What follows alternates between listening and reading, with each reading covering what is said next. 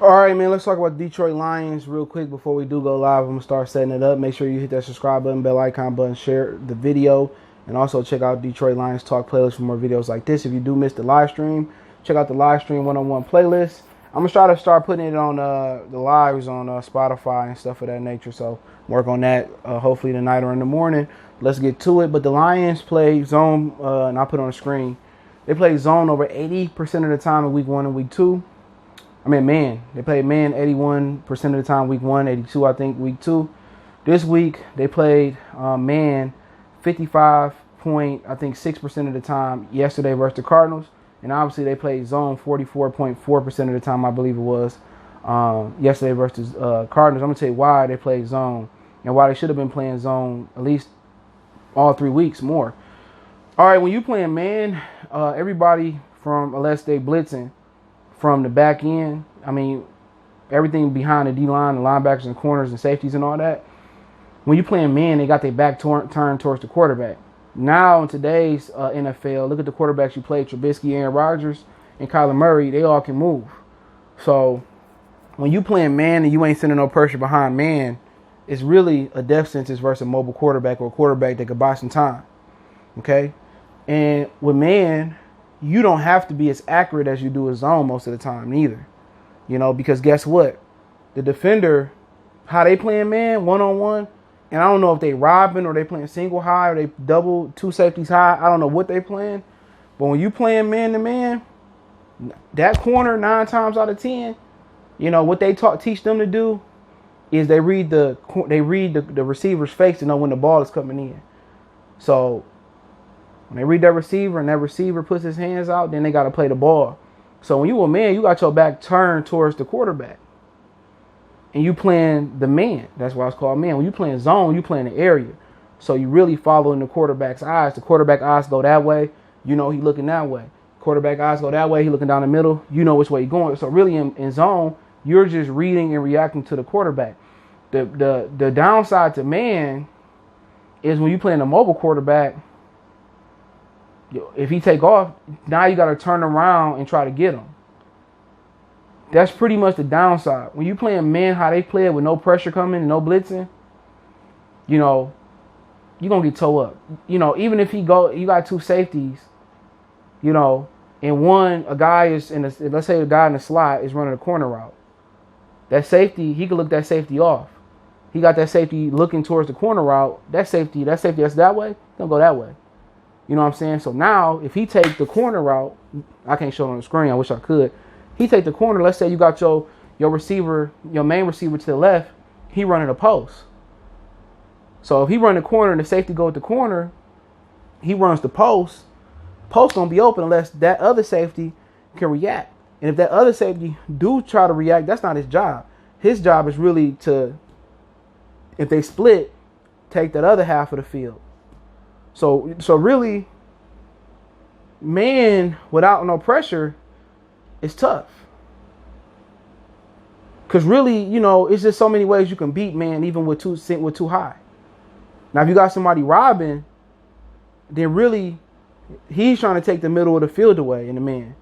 You play single high, it's really up to the safety to really read the quarterback. A lot of quarterbacks that look that way and get the safety to open his hips up the way he's looking, and then they come back that way and try to make the throw. And it's up to that safety and the guy that's in man coverage to really take the throw away. So when you playing man with no pressure, it's just a matter of time unless you got special corners until you get beat, even with zone behind it. Or you know, now if you playing zone, you know, you seen yesterday in a lot of the zone where Collins picked it, you know, Collins just read the quarterback and reacted. That's the difference. So now when you in zone, he got time, but he really got to squeeze it in the right window. So you look for the soft spots in the zone, and if you off, it can get picked like he did with Collins. The bad thing about zone per se is that a lot of blown coverage probably go from zone. You know, so if you passing the guy on and a guy get occupied and try to do something outside of his job, and he bites on let's say he bites on a pump fake into the flash to Kamara, that linebacker, he supposed to be on like a regular hook zone, and he takes the flat, you know, and he misread, he jumped the route or jumped the wrong route, you know, then it could be the big game. But a lot of times in zone, it's really not a lot of big games underneath because you should be able to wrap up because everybody's looking towards the quarterback and they should be able to wrap up. So I don't understand why they don't play more zone. You know what I'm saying? You can play a combination. Like I said, Robin, single high. You know, you can play cover 2, straight zone. You know, you can play cover 4. You know, you can make cover 4 look like man. I mean, you can play cover 3. That's what Seattle, when they won the championship and they was doing well, they was running cover 3 a lot of the times. You know what I'm saying? Cover 3 is one of my favorite coverages to run on Madden. That's just what I like to do. But like I said before, you know, the reason you want man versus that mobile quarterback is because your back not turned, everybody can read and react. So they had to play more zone last night. Now they played Drew Brees this week. Should they play more man? They should play both. But the difference is if you don't send pressure in man, you know, it's just a matter of time until you get chopped up. If you don't send pressure in zone, it's just a little bit more leeway because everybody is looking at the ball, looking at the quarterback. So my whole thing is if they don't choose to blitz, they should play zone more. You know, if they choose to blitz more, you can play man.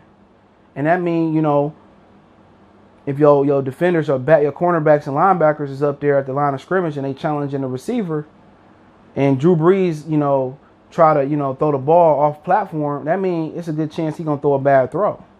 So they need to bring more pressure, you know what I'm saying? But this is the second defensive coordinator that I can remember that didn't know how to blitz. Jim Schwartz didn't know how to blitz in Detroit. And now Matt Patricia don't know how to blitz or don't know how to blitz.